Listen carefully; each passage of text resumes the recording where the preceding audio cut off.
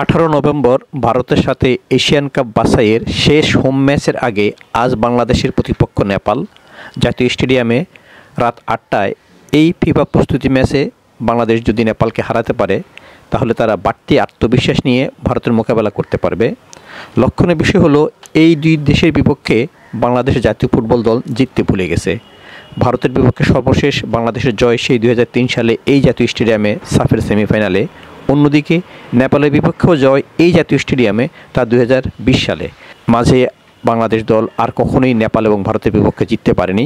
এখন বাংলাদেশ এই দুই শেষ হোম ম্যাচে, যা এই বছরের শেষ দুই হোম ম্যাচ, এই দুই ম্যাচে জিততে চায় নেপাল এবং ভারতের বিপক্ষে। তাহলে তারা র্যাঙ্কিংয়ে এগিয়ে যেতে পারবে, সেই সাথে এশিয়ান কাপে তারা তৃতীয় স্থানে উঠতে পারবে। সেই মিশন নিয়ে আজ বাংলাদেশ নেপালের মুখোমুখি হচ্ছে। নেপালের সাথে এই পর্যন্ত বাংলাদেশ 29টি ম্যাচ খেলেছে। এর মধ্যে বাংলাদেশের জয় 14টিতে, 9 ম্যাচে জিতেছে নেপাল, বাকি ম্যাচগুলো ড্র হয়েছে। আর 2005 সালের পর থেকে বাংলাদেশ এবং নেপালের 15টি ম্যাচ হয়েছে। এখানে অবশ্য জয়ের পাল্লা নেপালের ভারী। নেপাল এই 15 ম্যাচে 5 বার বিজয়ের হাসি হেসেছে। অন্যদিকে বাংলাদেশ জিততে পেরেছিল মাত্র 4 ম্যাচে। ফিফা র্যাঙ্কিংয়ে 180তে আছে নেপাল, সেখানে বাংলাদেশের অবস্থান 183। সুতরাং বাংলাদেশের এগিয়ে যাওয়ার দারুণ সুযোগ নেপালের বিপক্ষে। এবছর নেপাল 60টি ম্যাচ খেলেছে। এর মধ্যে তাদের জয়ের দেখা একমাত্র সিঙ্গাপুরের বিপক্ষে, তা ছিল প্রস্তুতি ম্যাচে। এছাড়া তারা এশিয়ান কাপ বাছাইয়ে মালয়েশিয়ার কাছে 0-2 গোলে, লাওসের কাছে 2-1 গোলে এবং ভিয়েতনামের কাছে 2 দফা 3-1 গোল এবং 1-0তে হেরেছিল।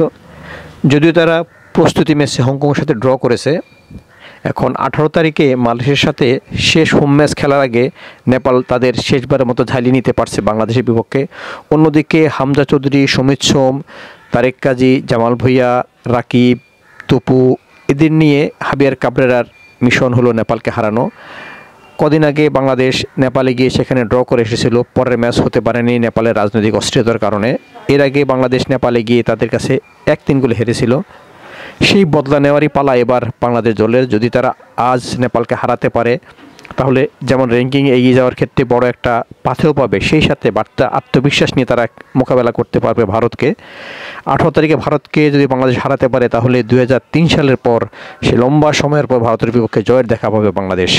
হামজা চৌধুরী বাংলাদেশ দলে অন্তর্ভুক্ত হওয়ার পর দলের শক্তি যতটুকু বেড়েছে সে তুলনায় রেজাল্ট কিন্তু একেবারে হতাশাজনক। তাদের একমাত্র জয় ভুটানের বিপক্ষে, যা পেয়েছিল গত জুনে। এর বাইরে তারা 2টি ম্যাচ ড্র করতে পেরেছিল এশিয়ান কাপ বাছাইয়ে, তা ভারতের সাথে এবং হংকংয়ের সাথে। কিন্তু হংকং এবং সিঙ্গাপুরের সাথে ঢাকার মাঠে তারা হেরেছে। এখন তাদের সুযোগ হলো নিজেদের প্রমাণ করা। এই যে 2টি ম্যাচ নেপাল এবং ভারতের বিপক্ষে, 2 ম্যাচে জিতে দেশবাসীর প্রত্যাশাকে আরও বাড়িয়ে দেওয়া। বিশেষ করে যে হাইপ তৈরি হয়েছে, যে উন্মাদনা তৈরি হয়েছে হামজাকে ঘিরে, দেশের ফুটবলকে ঘিরে, সমিত সোম, ফাহমিদুল, জামাল, তারেক কাজী, রাকিব, তপু এদেরকে নিয়ে, সেই প্রত্যাশা পূরণের জন্য বাংলাদেশ দলের জয় দরকার। আর সেই জয় যদি আসে নেপাল এবং ভারতের বিপক্ষে তাহলে এদেশের ফুটবল আরও উপরে যাবে, জনপ্রিয়তা আরও বাড়বে, স্পন্সররা আরও বেশি বেশি করে ফুটবলের পিছনে আসবে। আর হামজা চৌধুরী আসার পর যে আগ্রহ মানুষের মধ্যে জেগেছে, তাতে পূর্ণতা দেওয়ার জন্য বাংলাদেশের এই 2 ম্যাচে জয় পাওয়াটা অতীব জরুরি। এখন কি পারবেন হাবিয়ার কাবরেরা বাহিনী সেইভাবে শক্ত তৈরি করতে যাতে বাংলাদেশ জিততে পারে? এই কোচের ভুলের সাথে খেলোয়াড়দের দায়িত্বহীনতাই কিন্তু বাংলাদেশকে হংকং এবং সিঙ্গাপুরের বিপক্ষে ঘরের মাঠে জিততে দেয়নি। এখন তাদের পালা, সবারই পালা সেই দায় শোধ করে নেপালকে হারিয়ে এরপর ভারতের বিপক্ষেও বিজয়ের পতাকা ওড়ানো। এক্ষেত্রে বাংলাদেশ দলের জন্য বড় প্রেরণা হতে পারে হংকংয়ের মাঠে তাদের 60,000 দর্শকের সামনে এশিয়ান কাপ বাছাই ড্র করে আসাটা, যেখানে বাংলাদেশ পিছিয়ে পড়েও ড্র করেছিল। এই হংকংয়ের বিপক্ষে বাংলাদেশ ঢাকার মাঠে 1-3 গোলে পিছিয়ে পড়েও স্কোর লাইন এক পর্যায়ে 3-3 করেছিল, যদিও শেষ মুহূর্তের গোলে বাংলাদেশ 3-4 গোলে হেরেছিল। যাই হোক, ওই 2 ম্যাচের প্রেরণায় যদি বাংলাদেশ দলকে আজকে উদ্বুদ্ধ করতে পারে তাহলে নেপালের বিপক্ষে জেতা সম্ভব, এরপর ভারতকেও কাবু করা সম্ভব। এই মিশনে অবশ্যই কোনোভাবেই ভুলে পা দেওয়া যাবে না ফুটবলারদের, ডিফেন্ডারদের, গোলরক্ষকদের, একই সাথে গোল মিস করা যাবে না ফরওয়ার্ড লাইনদের। এই গোলরক্ষক, ডিফেন্ডার, তাদের ভুল যেমন বাংলাদেশকে গোল হজম করতে বাধ্য করেছিল, সেই সাথে স্ট্রাইকারদের গোল মিসও কিন্তু বাংলাদেশকে জিততে দেয়নি। যে কারণেই বাংলাদেশ এই বছর এশিয়ান কাপে এখন পর্যন্ত কোনো ম্যাচ জিততে পারেনি। 4 ম্যাচের মাত্র 2টিতে ড্র করেছে, 2টিতে হেরেছে। অথচ তাদের কোয়ালিফাই করার কথা ছিল এই গ্রুপ পর্ব থেকে।